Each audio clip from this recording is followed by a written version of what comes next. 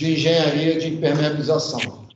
A nossa associação, não sei se você tem ciência, mas é uma associação formada por empresas que executam serviços de impermeabilização, projetistas, representantes comerciais e fabricantes, tá? Então, muitas de nossas empresas trabalham com reforma condominial, reforma de serviços de impermeabilização em condomínio, ou seja, em edificações em operação.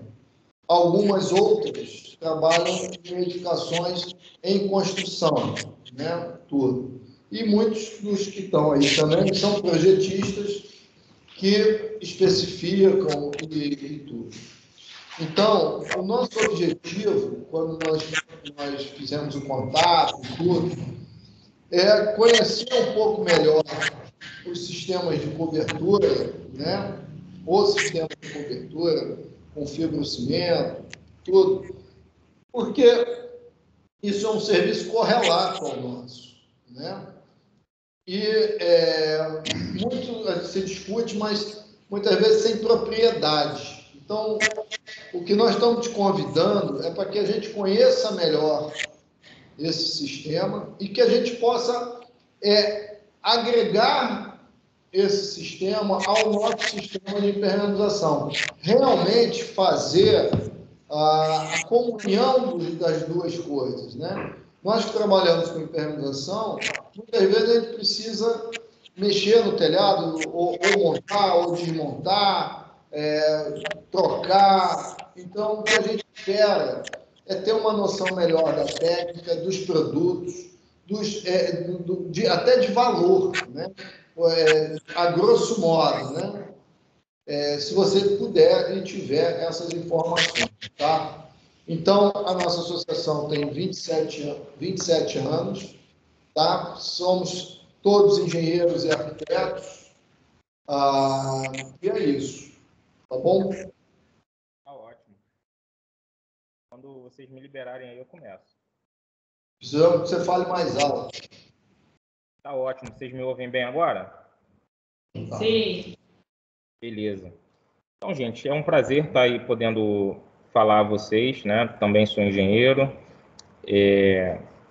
Hoje eu estou aqui na Eternit, né? Sou engenheiro da empresa, mas comecei a minha caminhada aqui até como estagiário, lá em 2011.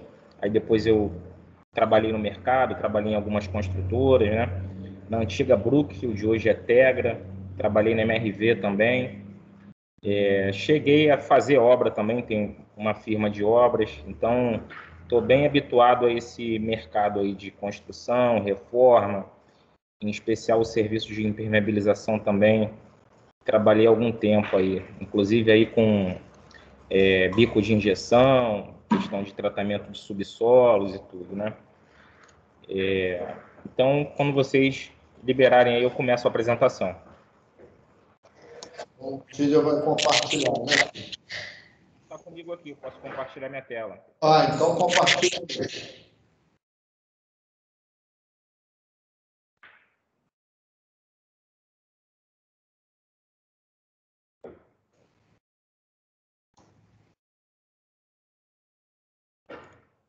Vocês já conseguem ver minha tela? Sim, sim.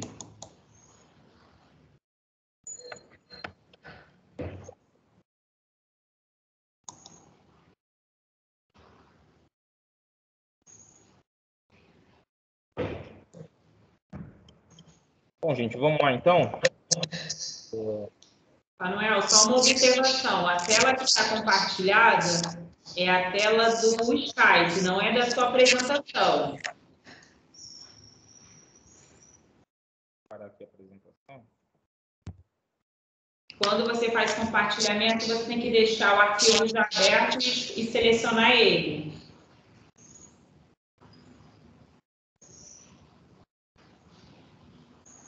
Agora sim. Pode fechar essa telinha. Pode fechar ela. Isso. Primeira vez que eu faço uma apresentação no Skype, a gente aqui na empresa trabalha com Teams. Vamos lá então? Gente, novamente um prazer poder estar aqui falando a vocês. A gente vai começar a apresentação aqui, essa apresentação que vocês solicitaram, preparei inclusive um material especial para vocês. A gente começa aqui falando um pouco sobre mim, né? Eu sou engenheiro civil, estudei também na verdade, eu comecei na engenharia, lá na engenharia metalúrgica, na Universidade Federal Fluminense, aí depois eu dei continuidade na engenharia civil, né? Me formei no Cefet do Rio de Janeiro, em 2016, mais ou menos. Aí hoje eu curso uma terceira graduação, né? Eu faço engenharia de produção também no Cefet. Aqui está o print lá da minha página do LinkedIn. Quem tiver quiser me fazer uma solicitação lá, eu vou ficar muito feliz em receber.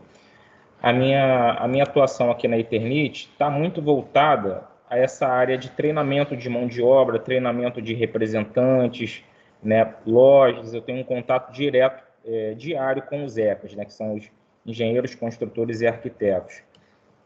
Como eu disse, a Eternit, eu comecei aqui como estagiário, depois saí, trabalhei em construtoras e hoje eu novamente estou aqui na empresa.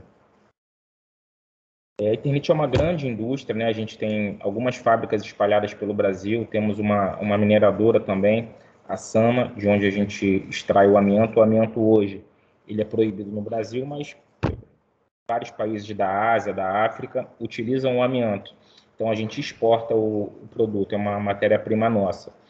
A sede da Eternit está em São Paulo e a gente tem algumas outras empresas que fazem parte do grupo, né? Como a Tegula, a Confibra e a Precon, são empresas do grupo Eternit.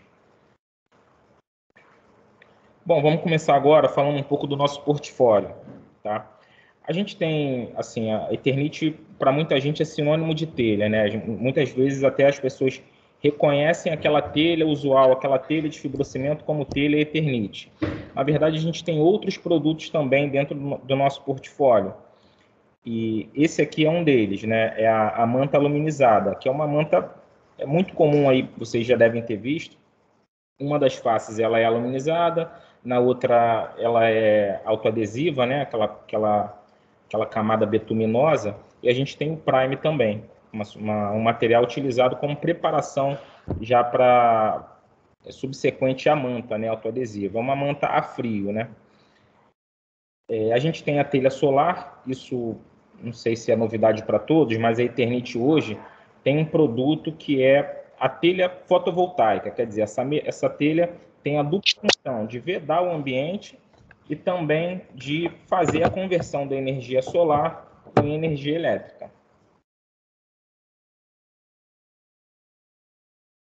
Tá lá, essa aqui foi a nossa fábrica lá no Ceará, uma fábrica recém-implantada, tá? Foi instalada em outubro do ano passado, a gente iniciou a operação dela. Toda a cobertura, a gente instalou as telhas fotovoltaicas. O que a gente tem de previsão é que 1/4 da energia, de toda a energia lá consumida pela fábrica, vai ser gerada pelo telhado. Dando continuidade aqui aos produtos do nosso portfólio, a gente está trabalhando também no sentido de construção a seco, com as placas cimentícias, os painéis e os tapumes, né? O tapume que é muito utilizado para fechamento de obra, painel, a maior recorrência na sua aplicação é a utilização em mezaninos e placa cimentícia é muito utilizado para fachadas também. A gente tem ainda essa linha Pratique e a linha de acessórios, que são componentes dessa linha de construção a seco. Eles entram justamente como massa de calafetar, tratamento de juntas, lã de rocha fazendo isolamento acústico. São itens que entram complementando essa linha de construção a seco. Então, agora nessa ilustração, a gente tem aqui como seria a aplicação desses itens, né? Eu não estou dando um enfoque tão grande nessa área, porque não é o nosso foco aqui, tá? Estou dando uma breve passada para vocês saberem que são produtos que a gente tem aqui no nosso portfólio. Agora a gente inicia aquela parte que nos interessa, coberturas de fibrocimento. Bom, primeiro o nome fibrocimento. Muita gente se questiona o porquê desse nome. Ele faz justamente referência aos itens que são componentes principais do material, que é a fibra, no caso hoje, uma fibra sintética, não mais o amianto, que a gente utilizou até 2017, e o cimento, né, que é esse material tão presente aí na construção civil. Além do cimento e da fibra, que é a fibra sintética que hoje a gente produz lá na nossa fábrica em Manaus, a gente tem também outros componentes, como o calcário, a água, a celulose.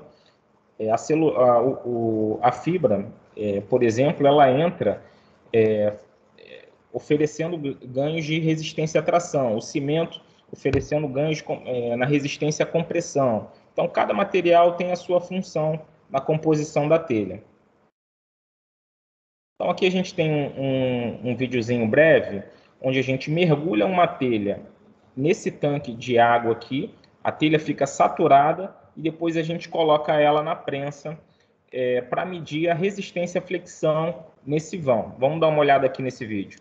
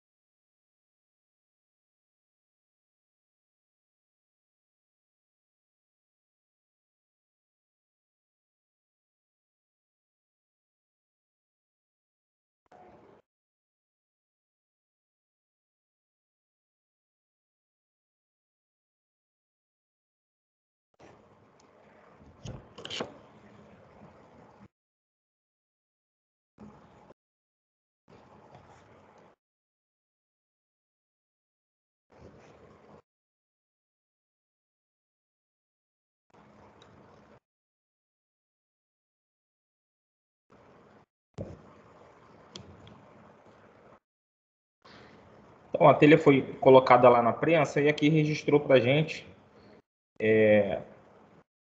quilograma-força, né? Quanto que ela resistiu aqui no meio desse vão.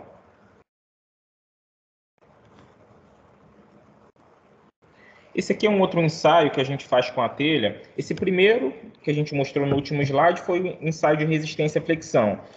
Já esse ensaio é o que a gente chama de caixote. É um ensaio determinado pela norma 7196. E esse ensaio, o que a norma diz? Você tem que ter ali uma área de pelo menos 50 por 50, né, que é justamente esse caixote aqui. Você enche isso aqui de água. Essa água não pode vazar a telha de um dia para o outro. Quer dizer, a telha tem que ficar ali 24 horas sem que essa água goteje ali na superfície de baixo, sabe? E a gente tem um resultado bastante assertivo nesse sentido. Raramente alguma telha nossa é reprovada nesse ensaio. Agora, uma tecnologia nova, as telhas da Eternit já estão vindo de fábrica impermeabilizadas, é o que a gente chama de Impermais. Tem um videozinho breve aqui também, vou mostrar a vocês.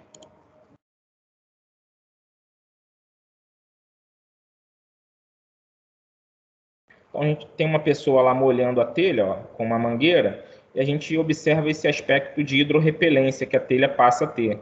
Então, antes, se a telha absorvia alguma coisa de água, hoje essa absorção está bem menor, né? Isso permite um maior escoamento da água, quer dizer, a telha passa a resistir mais na questão daquelas chuvas muito prolongadas, tá? Como a gente pode ver nessa imagem aqui também. Bom, falando um pouco sobre as telhas do nosso portfólio, a gente tem aqui a telha Vogatex, que é a telha mais barata do portfólio, tá? Uma telha mais indicada para situações de instalações provisórias, como barracão de obra, galinheiro, estacionamento, e as telhas mais convencionais voltadas à construção mesmo, que é a telha tropical, é o nosso modelo tem 5 milímetros de espessura. A telha ondulada, que se assemelha muito à tropical, a diferença é que a gente fabrica ela nas espessuras de 6 e 8 milímetros. A telha olinda, que é uma telha do mesmo material que as outras, né, fibrocimento, com o diferencial dela já vir na tonalidade cerâmica, e a super onda. Essas telhas compõem o segmento de grandes e pequenas ondas, que a gente chama, tá? A gente tem também os perfis estruturais, que são aquelas telhas que se caracterizam por pouco madeiramento para vencer grandes vão livres. Essas telhas ainda oferecem a vantagem de poderem ser instaladas sob baixas inclinações, tá? Bom, nesse slide, a gente traz aqui aquilo que manda a boa prática, né? Um telhado super recortado, com diversas águas. Em cada trecho vai entrar uma peça complementar, como, por exemplo, no topo entra a cumieira, né? Aquela peça que entra no ponto mais alto do telhado. Fazendo esse acabamento lateral aqui, ó, onde está passando o mouse, entra a peça que a gente chama de espigão, tá? Entra fazendo todo esse recorte aqui, ó, das águas. Já fazendo aqui o acabamento entre a telha e a parede, entra uma peça que se chama rufo, tá? Fazendo a coleta dessa água pluvial, entra a peça que a gente chama de calha, né?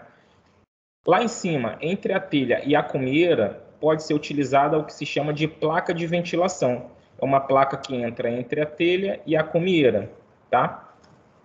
E assim por diante. A gente sabe que o intuito não é entrar a fundo em cada peça complementar, né? Mas estou só dando uma breve passada aqui para vocês saberem que, além das telhas de fibrocimento, a Eternit fabrica também cada uma dessas peças complementares. Manuseio e instalação. Um cuidado que a gente precisa ter aqui, por exemplo, na hora de armazenar as telhas. Esse tipo de armazenamento que a gente observa na foto da esquerda é um armazenamento irregular. Por quê? A telha está colocada lateralmente apoiada na parede. A gente observou que aqui, ó, foi gerada uma flexão na telha e isso pode gerar uma trinca, tá? Então, qual seria a forma correta? Essa aqui é a consequência dela, uma trinca longitudinal em razão desse tipo de empilhamento, ó. A trinca vai acontecer nesse sentido aqui, ó, no sentido longitudinal.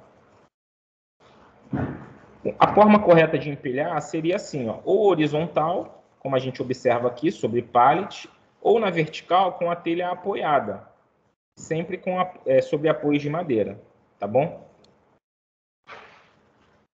Ainda um outro cuidado que a gente tem no manuseio é o seguinte: para as telhas a partir do comprimento de 1,83, quer dizer, 1,83, 2,13 e até 3,66, no caso dessas telhas onduladas, a gente recomenda sempre 2 pessoas fazendo a movimentação dela, pegando sempre na segunda e quinta onda.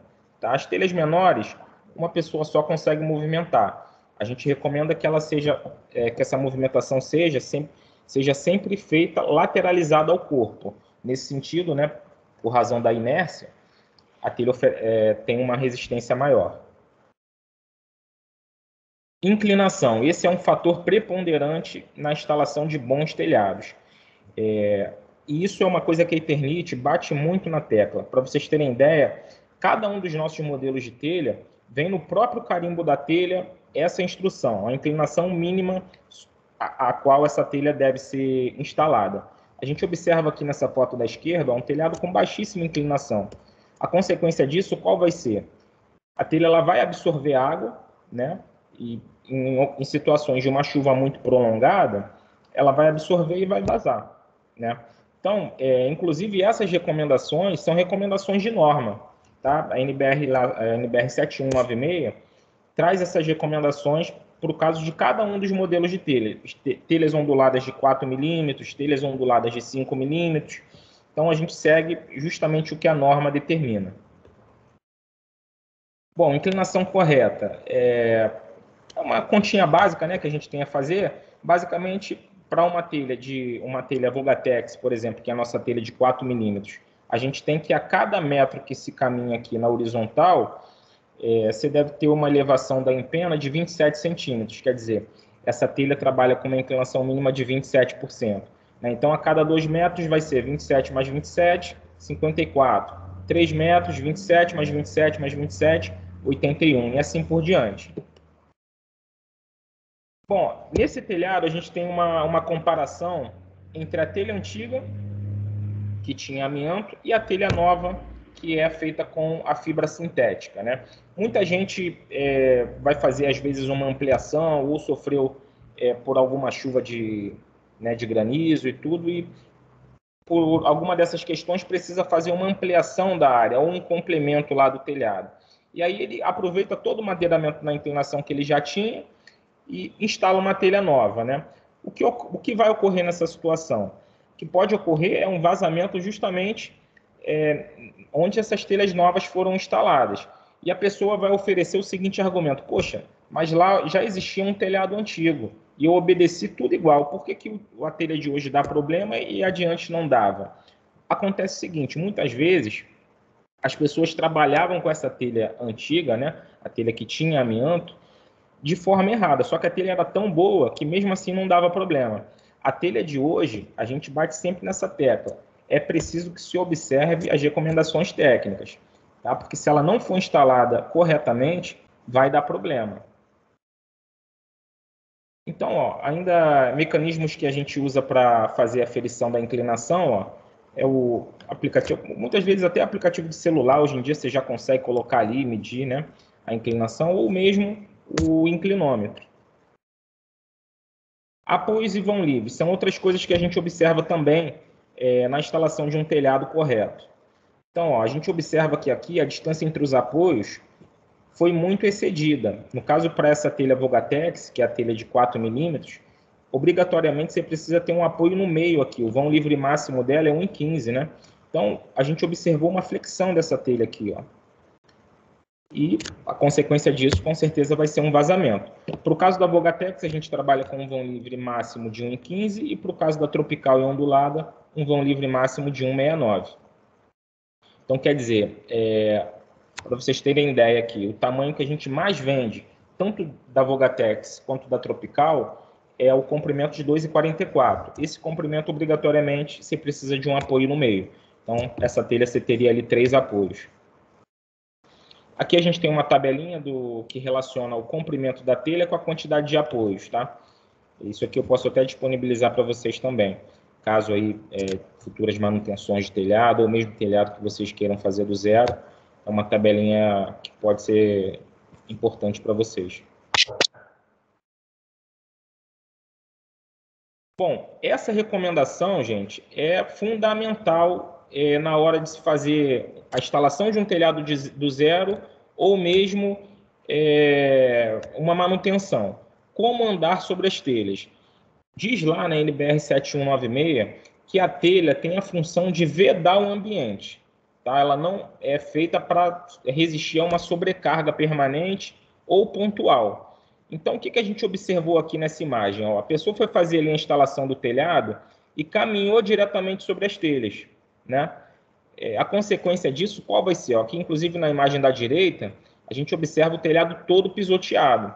A consequência disso vai ser essa sequência de trincas transversais, ó. E essas trincas causam vazamento. A gente vê na imagem da esquerda num dia seco, na imagem da direita num dia molhado. A água entra por essas trincas e vaza mesmo, tá? Então, o que a gente recomenda que seja feito para evitar essa situação? A utilização de tábuas.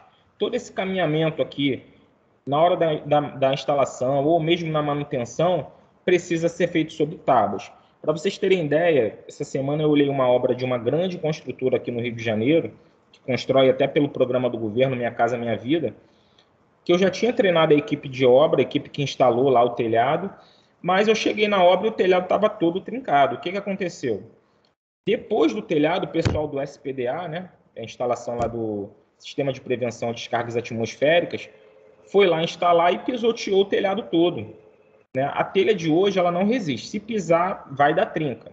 Tá? Então, aconteceu isso e agora eles vão ter o trabalho dobrado de trocar todas as telhas. Um outro tipo de sobrecarga que é muito vista também é essa daqui. Ó, ou a instalação de placas solares diretamente apoiada na telha ou mesmo condensadoras de ar-condicionado. Né? Então, é certo que nesses casos aqui não tem garantia, além de oferecer um risco grave à saúde das pessoas aí. Então, qual seria a forma correta de se instalar aqui a placa solar? Ó?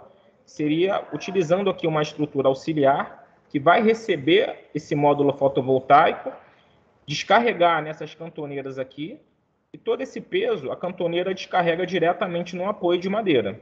Tá? Um outro ponto interessante é o sentido de montagem do telhado. Reparem comigo aqui, ó. Vamos imaginar lá um telhado de 2 águas. A gente sabe que muitas vezes as construções, aí quem trabalha com reforma e tudo, as construções são fora de esquadro. Uma parede não é alinhada com a outra e isso vai ter uma consequência séria, muitas vezes, na alvenaria, no telhado, nos revestimentos. E E o que a gente vai observar na questão dos telhados? A recomendação para que você tenha um telhado alinhado é a seguinte, ó. A primeira telha entra aqui, justamente onde tem o número 1, a segunda logo acima, a terceira, em vez de ser a telha da comieira, você vai lá para o início da outra água, vai puxar todo esse alinhamento lateral aqui, ó, e vem subindo, 3, 4. Por fim, você encaixa a telha 5, a telha comieira aqui. Dessa forma, você consegue casar direitinho a crista de cada onda aqui, ó, na crista da comieira, na crista de cada telha de uma das águas. Dessa forma, é muito melhor do que simplesmente você fechar uma água inteira, depois fecha outra e vem instalando a comieira depois. Aí o telhado não vai casar. Essa aqui que eu estou apresentando seria a melhor forma, tá? Para a montagem de um telhado. Corte de canto. Muita gente não sabe, ó. O encontro entre 4 abas de telha, justamente nesse ponto aqui, ó, as telhas intermediárias precisam receber esse corte de 45 graus. Ó.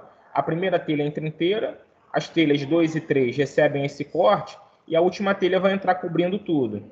Tá? Dessa forma, o telhado fica bem encaixado e a gente não vai observar essas frestas aqui. Ó. Beiral. O beiral ele pode ser tanto lateral quanto longitudinal. O beiral lateral a gente recomenda no máximo uma onda. Tá? A gente observou aqui 2 ondas. Ó. Não tem apoio de madeira, a telha não está apoiada em nada ali, pode trincar.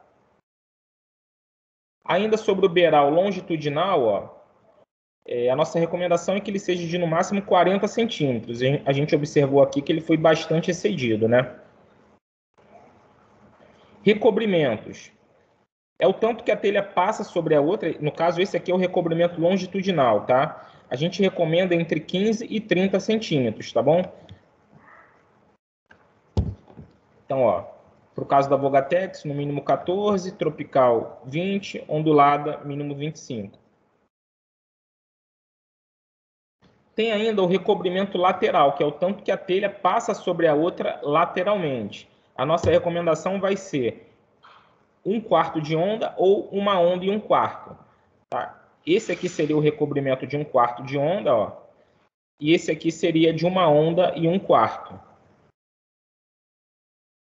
Fixação. A gente recomenda sempre a fixação na segunda e quinta onda de cada telha, tá bom? Uma outra recomendação importante é o furo da telha deve ter um diâmetro pouco superior ao diâmetro do parafuso. Isso para permitir a dilatação da telha, tá bom? O parafuso que a gente recomenda para as telhas de 5 e 6 milímetros é esse aqui, ó. É o parafuso com conjunto de vedação. Ele tem a pontinha aqui rosqueada, um pescoço liso. Geralmente essa cabeça aqui é sextavada. Ou ainda, para o caso da telha Vogatex, pode ser utilizado o prego telheiro.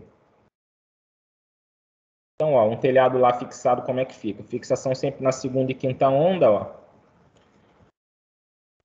A forma correta e a forma errada. Bom, agora a gente vai falar sobre os custos, né? Essa questão que vocês pediram aí. Vamos lá, eu trouxe aqui o comparativo para 2 telhas, a telha Vogatex e a telha Tropical. São 2 dos nossos modelos mais comercializados, tá bom? Então, ó, vamos começar aqui pela telha Vogatex. Começando falando um pouco sobre as características dela. É um material de fibrocimento tipo CRFS, né? Garantia de 5 anos. Nós, Eternit, somos o fabricante. O peso linear em cobertura, 15 kg por metro quadrado, tá? A largura útil dela, ela tem uma largura útil de 1,05 m. A inclinação mínima de 27%, tá? A inclinação mínima em que essa telha deve ser instalada, 27%. Vão livre máximo dela, 1,10 m. Fixação, a gente recomenda o prego telheiro. É um item que a gente não fabrica, mas a gente recomenda. Então, vamos lá. Vamos partir agora para a parte dos custos que envolvem aqui a telha Vogatex. A gente traz aqui um telhado de uma água apenas, com 60 metros quadrados, com 5 metros de comprimento e 12 de largura. Tá bom? Para o caso desse telhado de 60 metros quadrados, a gente fez esse levantamento aqui em 4 estados: Paraná, Rio de Janeiro, Ceará e Bahia. Tá bom? A gente fez aqui um levantamento das vigas, tá? Só para uma informação aqui, ó, para complementar, essas elevações são feitas em alvenaria, tá? Então, são feitas elevações de parede e aí ligando uma parede à outra as vigas.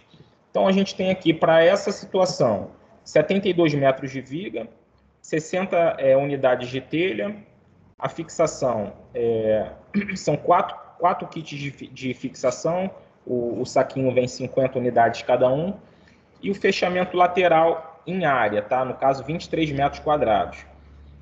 A gente estimou também a mão de obra. Então, a gente trouxe aqui, ó, no Paraná, o custo desse telhado, um telhado de 60 metros quadrados, ficou em R$ 11.058,02. Aqui no Rio, esse mesmo telhado ficou em R$ 14.523,40. No Ceará, R$ 9.917,94. E na Bahia, R$ 10.628,94. A gente trouxe também valores de referência de mão de obra que estão atualizados pelo SINAP, tá bom? Esse levantamento foi feito no ano passado com os indicadores do SINAP do ano passado. Agora vamos para o caso da telha tropical. Bom, a telha tropical é uma telha também de nossa fabricação, 5 anos de garantia. É uma telha mais pesada, né? Pesa aí 15 kg por metro quadrado em cobertura. Rendimento por telha, 1,17 telhas por metro quadrado. Já a inclinação, ela pode ser instalada sobre uma inclinação mais suave, 18%. A fixação, a gente 3 parafusos com rosca soberba, parafusos de 8 milímetros, com conjunto de vedação. Para esse mesmo caso, de um telhado de 60 metros quadrados, a gente chega aqui a um comprimento. Gente, como eu estou com a minha apresentação passando aqui, se algum de vocês estiver falando alguma coisa, eu não estou vendo, tá? Para o caso das vigas, a gente tem aqui 48 metros de viga. No nosso levantamento foram 36 unidades de telha. Fixação em kits aqui, 2 kits. Fechamento, como a gente teve aqui uma elevação de paredes menor, dada a inclinação menor também, a gente teve uma área de parede menor também, foi 15 metros quadrados. E a quantidade de mão de obra, a área do telhado é a mesma, 60 metros quadrados. Então, a gente trouxe aqui no Paraná, o valor desse telhado foi de R$ 9.115,91. Aqui no Rio, R$ 11.786,33. No Ceará, R$ 9.166,23.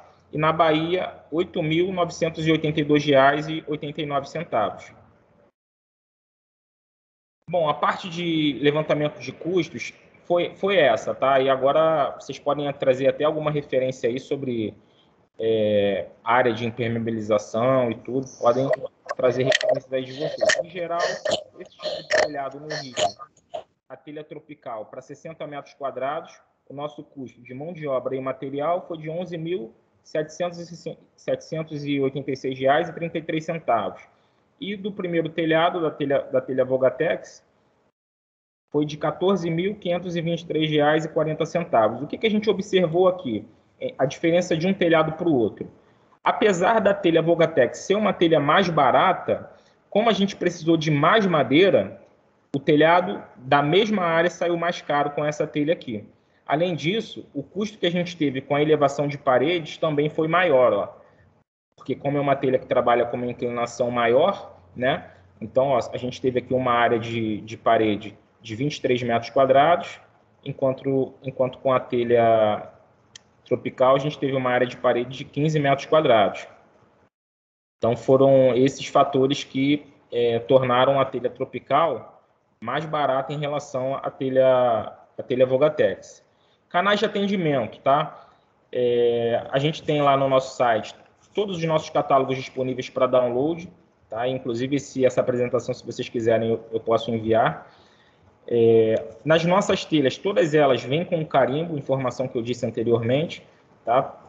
Vem ali a marca Eternit, vem o lote de fabricação, vem tudo escrito certinho.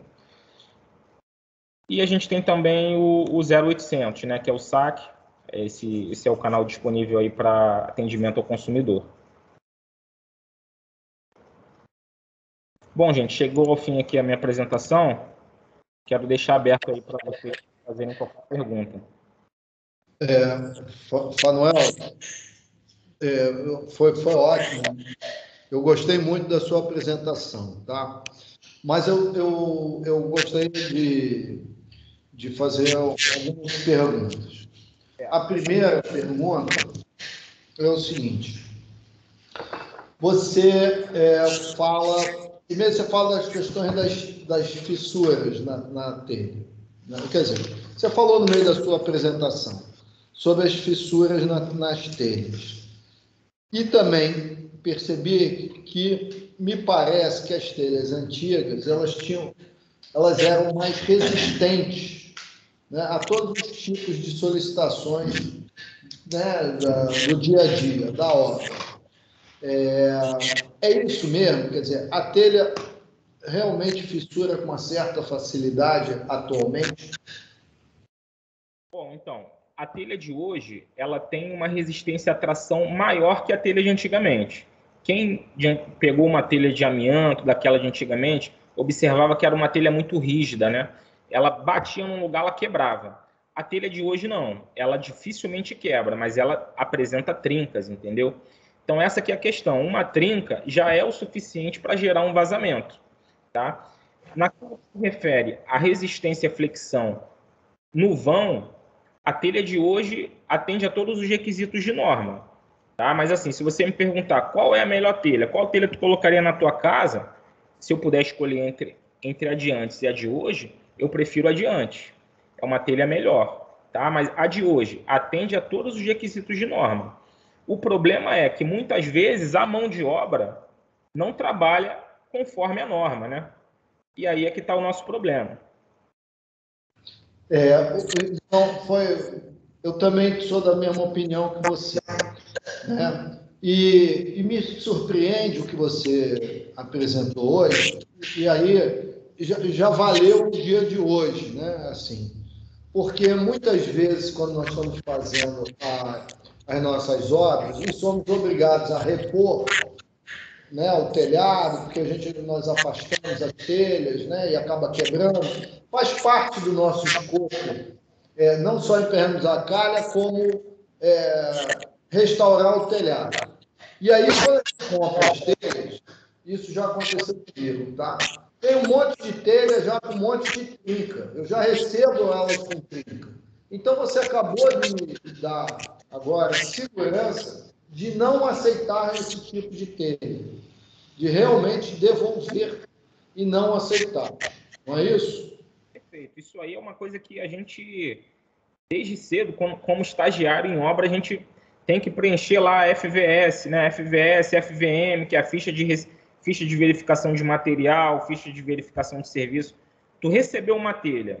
É claro, muitas vezes na correria da obra, a gente sabe, não tem como tu bater telha por telha ali para ver tudo, né? Mas assim, se você, de uma pilha ali de 90, já observa que 2, 3 que você mexeu tem trinca, não instala essas telhas e pede a troca de imediato. Outra coisa, você mostrou o teste de carga da telha, e se não me falha a memória, ficou 24 horas, né? Ela está no caixote. Eu apresentei 2 testes. O de carga, ele mais ou menos 311 kg-força naquela prensa, e teve um ensaio do caixote também, que é uma área de 50 por 50, fica ali sobre água, e a água não pode transpassar a telha. Fica 24 horas e não pode transpassar a telha. Ok. Então, eu imagino o seguinte: essa telha deforma. Ela não quebra, mas ela deforma. Então, a partir do momento que você instale a telha, o cuidado não deve colocar nenhum tipo de sobrecarga em cima dela. Até no próprio montar o telhado, ele já tem que vir numa sequência que você não tenha que andar em cima dessas telhas.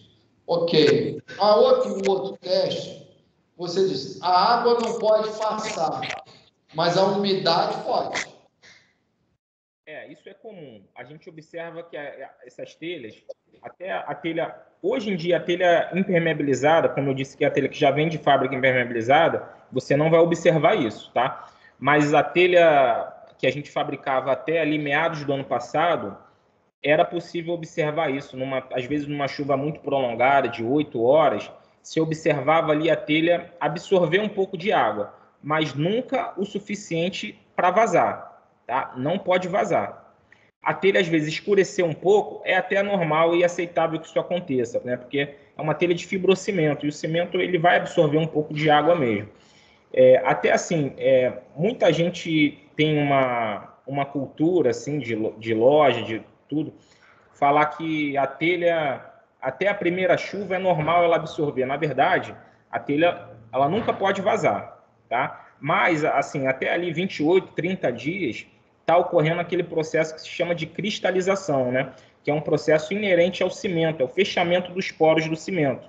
E a tendência é cada vez mais a telha tanto se tornar mais impermeável pelo fechamento dos poros do cimento, como ela se tornar mais resistente. Porque a gente sabe que o cimento tem aquela curva, né, passar do tempo, resistência à tensão, né, que quanto mais tempo vai passando, uma curva exponencial vai conferindo uma maior resistência ao cimento, né? E a telha, o principal componente dela é o cimento. Jaqueline. Sim, Jaqueline, Pode falar.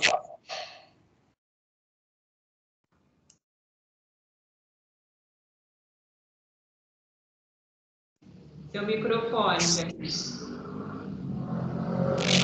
microfone está desligado.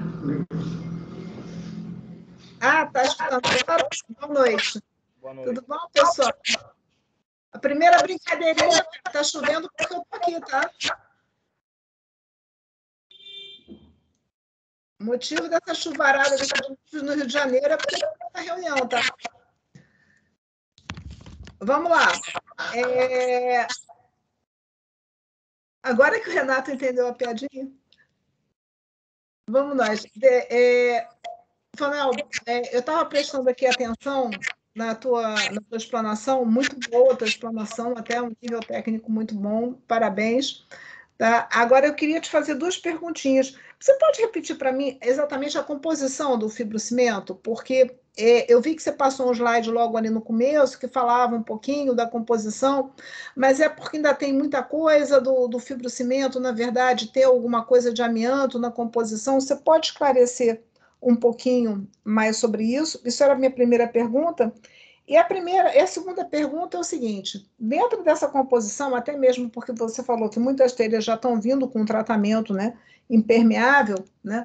Hoje a gente tem uma série de opções aí no mercado, que alguns fabricantes estão, inclusive, oferecendo produtos para aplicar manta em cima de telha, tá? Que, inclusive, tem uma sobrecarga, que pelo que você estava falando ali, toda a questão de sobrecarga, resistência à flexão, por conta de todo o dimensionamento de vão, enfim, toda essa explanação que você estava fazendo.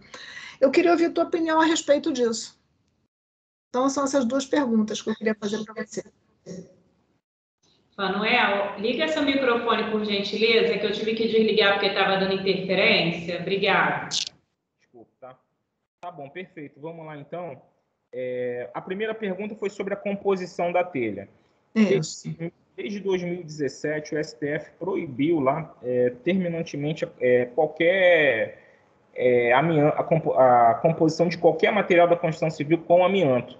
Uhum. E até para transitar tem muita restrição. Para você ter ideia, assim, está em vias de a gente até ser proibido de exportar o amianto. A gente tem uma mina lá em Goiás, né? Então, a nossa telha hoje é 100% livre de amianto. Não tem nada de amianto. Okay. A gente substituiu o amianto por uma fibra sintética que a gente produz na nossa fábrica em Manaus, lá na Zona Franca de Manaus. É uma fibra em PP e PVA.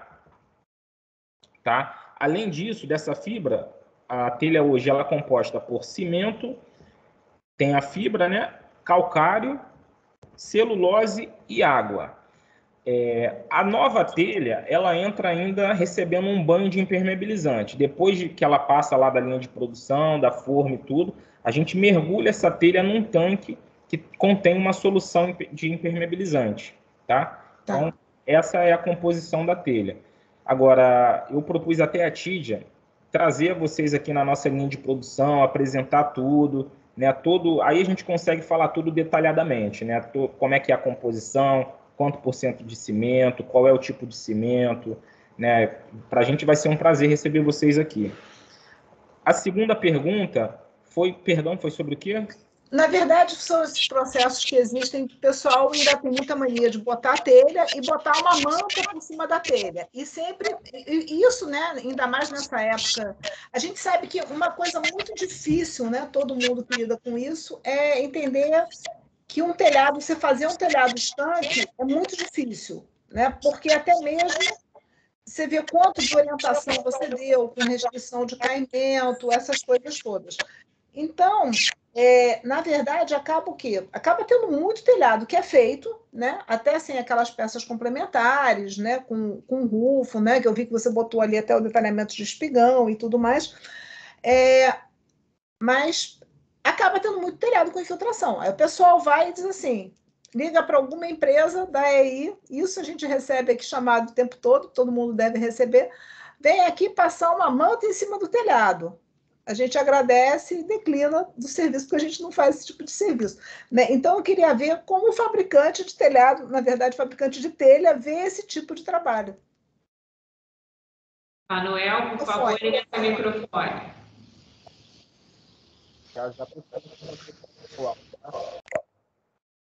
Ó, é um serviço muito complicado, tá bem? É um serviço que, assim, para quem é empreiteiro, é muito chato, é um serviço complicado de se pegar.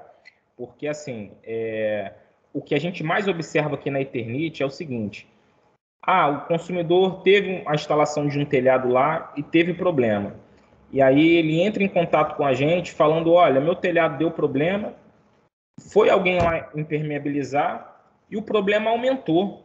Por quê? Porque foi alguém impermeabilizar e pisou na telha.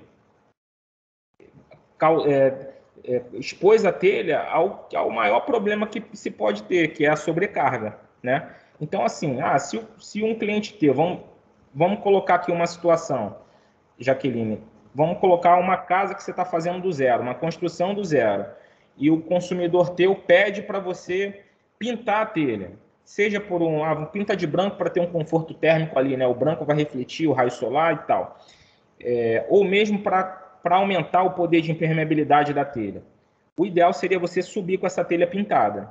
Mas se por alguma ocasião você precisa subir no telhado, vamos supor, tem que fazer um SPDA, por exemplo, ou impermeabilizar uma calha, e você precisar transitar nessas telhas, todo esse trânsito deve ser feito sobre tábuas, tá? Porque e a tábua sempre, o ideal é que ela seja colocada na projeção do apoio, né? Você tem uma linha de apoio aqui, já coloca a tábua na projeção do apoio.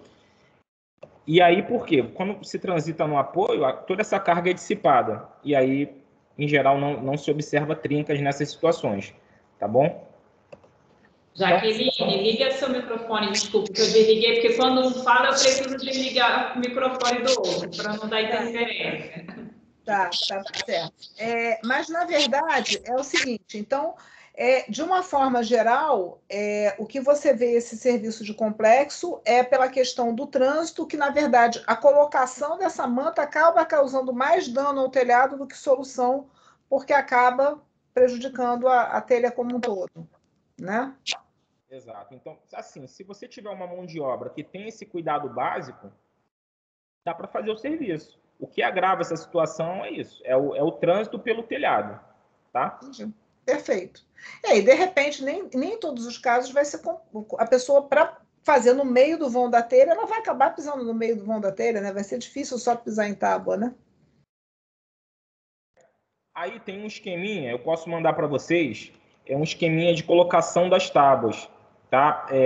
Assim, você coloca no sentido da projeção dos apoios, depois coloca tábua no outro sentido, e aí você consegue fazer todo esse trânsito sem pisar no telhado.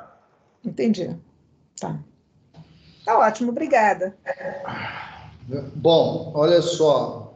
Isso foi ótimo, porque tocar nessa questão da sobrecarga, do andar em cima do telhado, porque em muitos condomínios, quando nós vamos fazer algum serviço na laje de cobertura, o síndico diz assim, não, anda por cima das telhas mesmo, o pessoal anda por cima das telhas.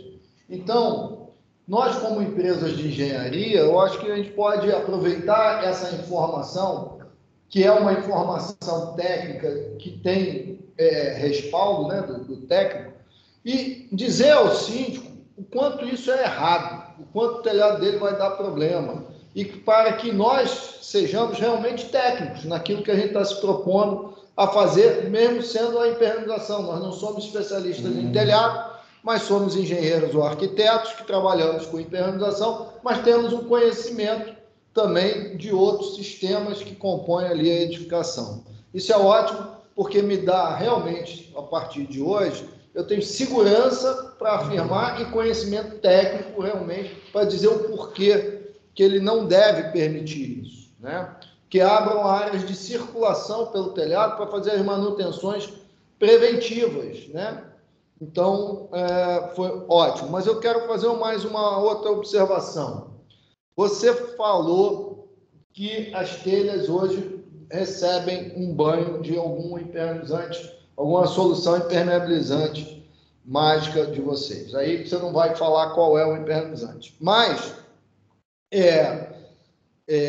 você também falou que quando a inclinação é inadequada, a telha pode absorver água.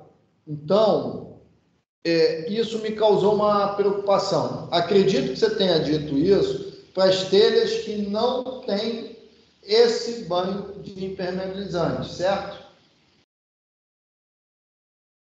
Então vamos lá.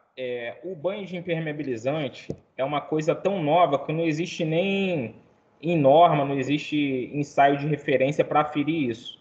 Então a gente segue ainda a norma na última revisão dela, que é 2013, tá? Então assim, é recomendado ainda com a telha impermeabilizada seguir a norma, e a norma pede lá a inclinação, tá bom? Mas está para sair uma revisão da norma, inclusive tem algumas pessoas nossas aí participando do comitê e tudo, e está para sair uma revisão da telha de fibrocimento.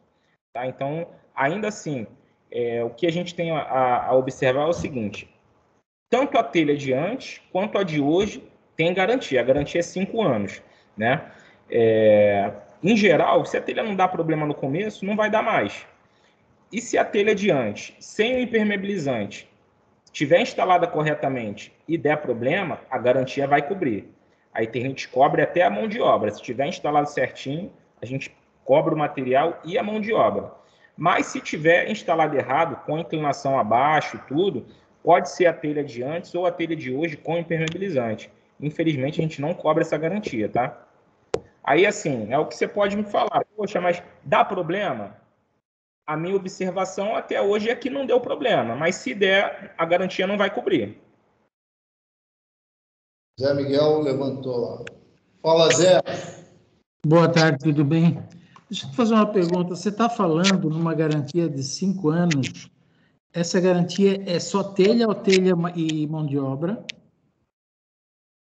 Telha e mão de obra. E isso está pautado aonde? Está escrito aonde? Olha, isso segue os nossos manuais, né? A gente segue a norma 7196 para projetos de cobertura. E se a gente... Como é que é o trâmite interno aqui?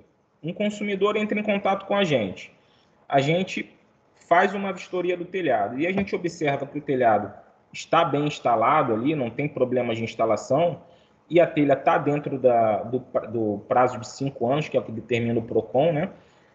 E não tendo vícios ali de execução, a gente cobre a mão de obra e o material. Você tem conhecimento da BNT-NBR 17170, norma de garantias? 17170? Não conheço. 17170. Então, lá está escrito que a garantia dessa telha é de 1 ano. Não, a nossa garantia é 5 anos. É mesmo, Diz que a garantia da telha de fibrocimento é 1 ano? 1 ano contra a estanqueidade, ou seja, pífio. Não, a nossa garantia é 5 anos, inclusive está no nosso manual, nosso catálogo técnico, no site. Tá? Isso não é uma informação que vale para a Eternit, não. Então, bom saber. Tá bom, só isso. Obrigado.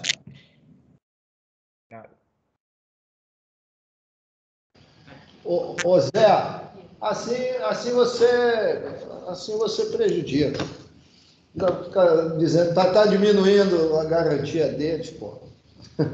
Não, é porque eu fiquei na dúvida, porque foi uma das coisas que nós entendemos que essa garantia deveria subir, inclusive com relação à estanqueidade e tudo, e os construtores não subiram, não sei porquê. Talvez eles não tenham a segurança total que está falando com relação às telhas. Por isso a minha pergunta. E está assumindo que realmente é 5 anos de garantia. Então, realmente, isso vai ter que ser revisto em norma.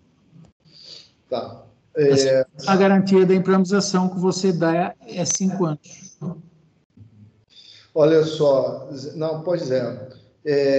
Alguém fez as contas do custo do metro quadrado?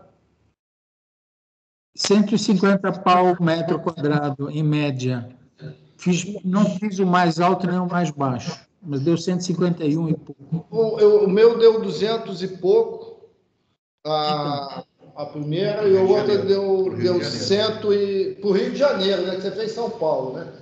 Para o Rio de Janeiro deu 200 e pouco, e a outra 197. Eu até fotografei, porque depois eu vou... Esse número é importante, né? Essa é lógico que é uma estimativa de custo, mas foi interessante a gente ter esses números, né? Para isso. Então, bom, eu não tenho mais. Se alguém quiser mais perguntar mais, Jaqueline, vai lá. Olha aqui, ó. Na verdade, eu fiquei curiosa, porque na verdade, eu achei bem interessante esse levantamento de custo, e fiquei curiosa que algumas disparidades grandes que teve em diferenças regionais desse custo. Esse custo foi basicamente o quê? Essa diferença foi para mão de obra, custo mão de obra local, custo transporte, frete, enfim.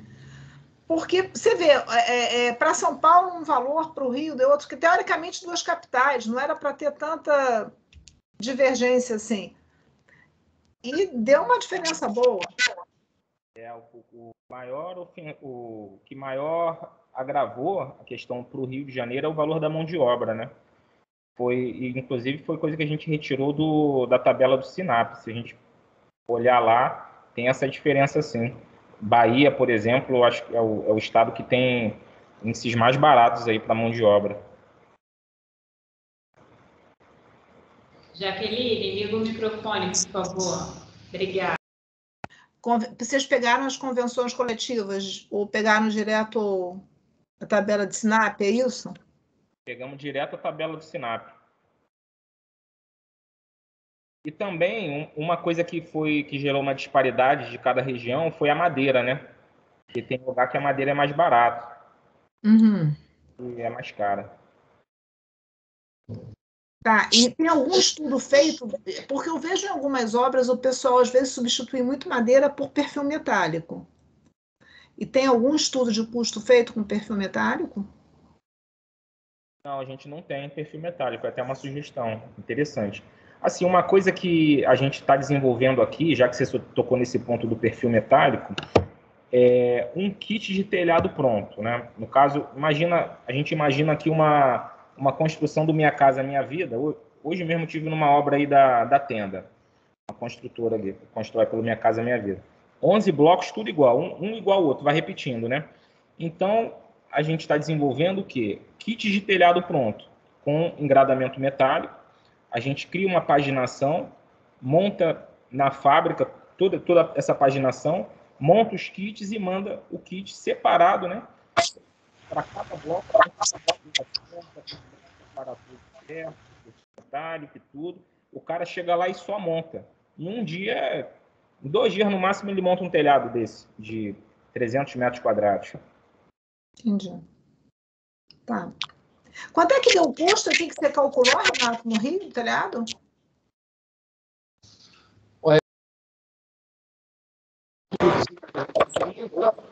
230, se não me falha a lembrança, e o outro deu 195, tá? Por metro quadrado, Rio de Janeiro, tá? Rio de Janeiro. Fanuel, mais uma última pergunta. Já que é novo, imagino que vocês não tenham a questão da durabilidade desse impermeabilizante, né? Nessa telha, né? Microfone. Eu não tenho ainda, mas assim, segue 5 anos. É 5 anos o que a gente tem para todos os nossos produtos. Eu dei uma breve pesquisada aqui, isso que o seu José falou, sobre a NBR 17170. Ela fala sobre sistemas de... Eu acho que essa NBR, ela fala do sistema como um todo, de uma edificação que, inclusive, contempla a mão de obra, né? Para o caso da garantia da Eternit, é a garantia de um produto. E pelo que eu tenho conhecimento, todo produto da construção civil são 5 anos de garantia.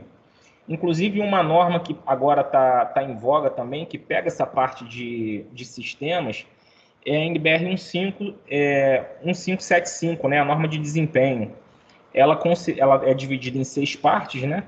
Lá na parte 5, ela trata sobre sistemas de cobertura. Se eu não me engano, ela tem uma parte dela que trata sobre impermeabilização também, a norma de desempenho. E essa norma, ela não vai considerar os produtos em separado. Por exemplo, como se fosse aqui, a gente tem a SICA, é uma das empresas do grupo, né? Da associação. A SICA, acho que a Viapol também. A Viapol, ela deve oferecer ali no produto dela uma garantia de 5 anos. Mas o produto aplicado, aí já é uma outra observação, né? O que a norma de desempenho vai avaliar é isso, não é a garantia do produto da Viapol, mas é a garantia dele instalado no sistema. Aí entram outros fatores, né? Então, acho que isso que o seu José falou, essa 170.170, deve ser um ano porque relaciona isso também, relaciona os fatores externos ao produto. Zé quer complementar? Quer falar alguma coisa? Não. Tá claro. Tá claro. Bom, alguém quer complementar mais alguma coisa? Minha turma que está lá no escritório quer complementar alguma coisa? Então, Fanuel, quero agradecer em nome de todos aqui da associação, tá? Nós vamos continuar nos falando sobre a visita, tá, da fábrica, e deixar aqui o agradecimento. Acho que foi muito bom, muito esclarecedor, né, esse nosso debate técnico, e só tenho a agradecer, tá? Muito obrigado, viu, Fernando? Imagina, gente, poxa, para mim, de coração, para mim é muito proveitoso. Hoje eu estou aqui como palestrante, mas eu tenho certeza que eu tenho muito a aprender com vocês. Eu que sou um jovem aí, formado, para mim essa troca é muito proveitosa. Espero que a gente possa estar junto novamente. Vai ser um prazer poder recebê-los aqui. E nos serviços aí, né, que a gente porventura viesse encontrar, acho que toda essa troca para mim é muito proveitosa mesmo. Quero pedir aqui um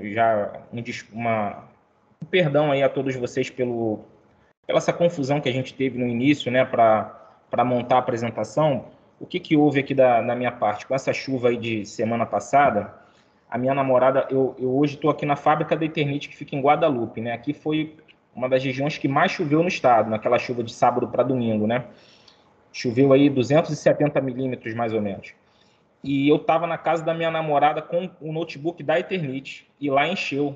Então, eu estou sem o meu notebook agora, entendeu?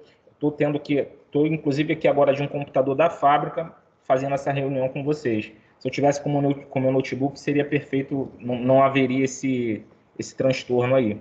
Tá bom, gente? No mais, eu quero agradecer a atenção de todos. Eu acho que todas as questões foram muito boas. E é isso. Quero me deixar à disposição de vocês. A Tídia tem o meu contato. Peço que passe, Tídia, por favor, para cada um deles. Eu estou à disposição para o que vocês precisarem, tá bem? Bom, tá bom, Samuel, muito obrigado. Deu tudo certo, não teve nada. Correu tudo bem, tá bom? Muito obrigado. Boa noite a todos. Obrigada. Boa noite a todos. Boa noite.